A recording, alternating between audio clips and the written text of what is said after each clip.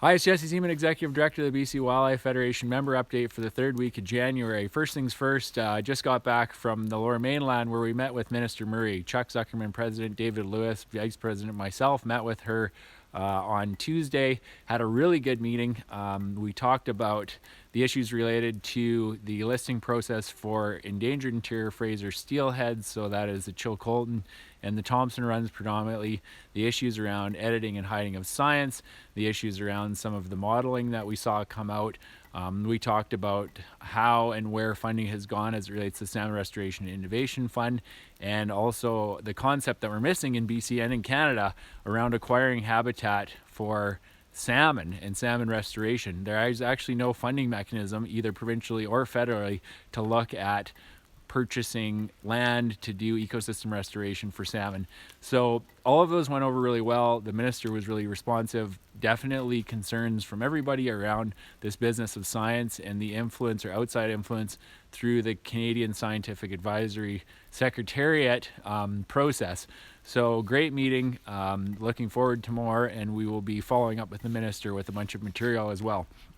Second thing, I'm really happy to announce that our youth program is partnering with the Seymour Salmon Hatchery and Society to provide their program called Gently Down the Seymour, where essentially it looks like we'll be taking up to 1,500 kids from schools every year, taking them up to the river, talking about salmon, rolling over some rocks, showing them, the life history of a salmon, talking about the hatchery to get more kids hooked in with nature, hooked in with salmon, and we're expecting probably some new anglers and future BCWF members out of that one. So really exciting to be connecting kids with nature. It's really important, especially in the Lower Mainland where we've got a lot of threats for fish and wildlife.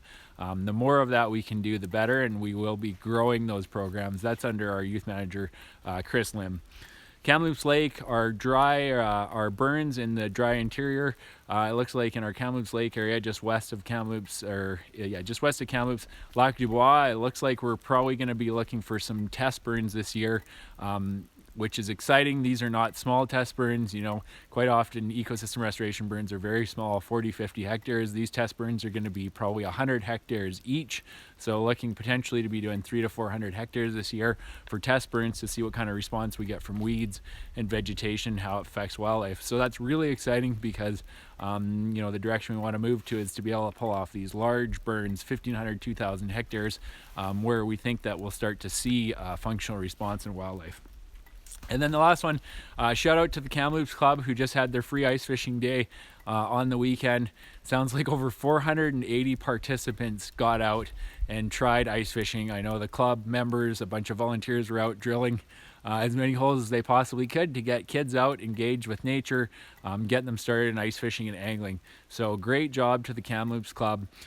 Steve Hamilton is our conservation hunting, angling, and sports shooting engagement coordinator. These are great projects for all of our clubs to get involved in, and if you're looking for support, Steve's the person to touch base with.